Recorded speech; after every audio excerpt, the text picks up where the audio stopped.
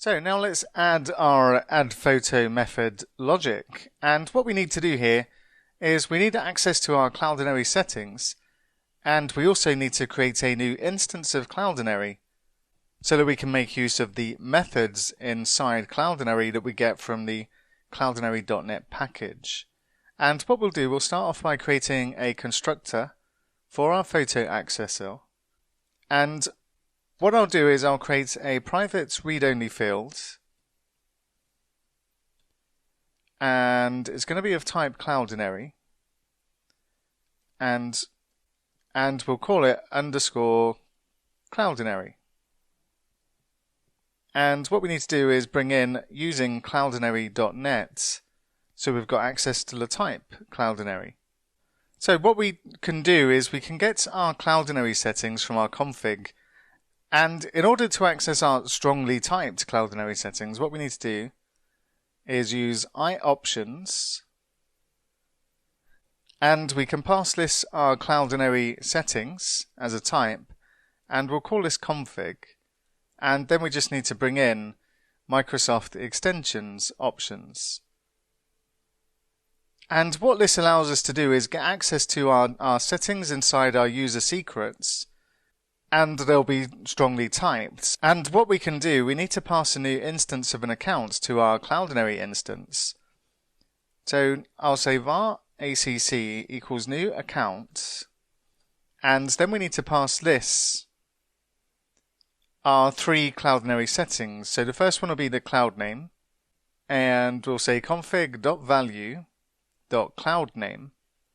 The second one is going to be the API key, so we'll say config.value.API key. And the third one will be config.value.API secrets. And then what we can do is say Cloudinary equals new Cloudinary and just pass in our accounts. And now we've got access to our Cloudinary methods inside this Cloudinary field. So let's implement the logic inside our AddPhoto. And the first thing we want to do is we want to get or create a variable called uploadResults. And we'll set this equal to a new image upload results. And we get this from Cloudinary.net actions. And then what we want to do is we want to make sure this file is not empty. So what we'll do is we'll check to see that the file.length is greater than 0. And then what we're going to do is read this file into memory. And one of the methods that we can use on a file is to open a read stream and store the contents of the file inside memory. And we can use that to then pass that up to Cloudinary to upload it. But because we're storing this in memory, what we want to do is dispose of this after we've finished this operation. So what we'll use is a using statement, and we'll say var stream equals file.openReadStream. And inside this method, we'll say var uploadParams equals new image upload params. And basically, inside these upload parameters, we're telling Cloudinary what we're passing up to it. So in this case, we're passing up a file.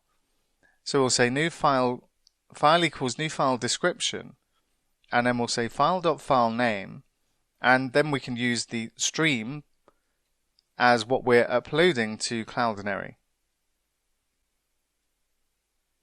And then we can say the upload result equals Cloudinary.uploads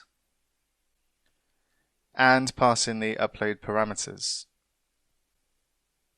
And then what we can do is simply return the new photo upload result, and we'll set the public ID equal to the upload results.public ID, and the URL, we'll get this from the uploadResults.secureURI.absolute URI, and this is going to give us the download URL of our new photo.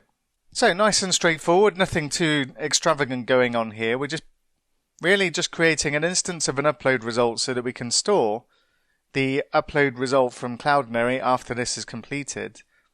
And it's really just a case of passing the new file, or the file we're uploading, inside an image upload params object and giving it a file with a file description that contains the file name and the file itself. Or in this case what we're doing is the stream, because we're opening a read stream to read from the file.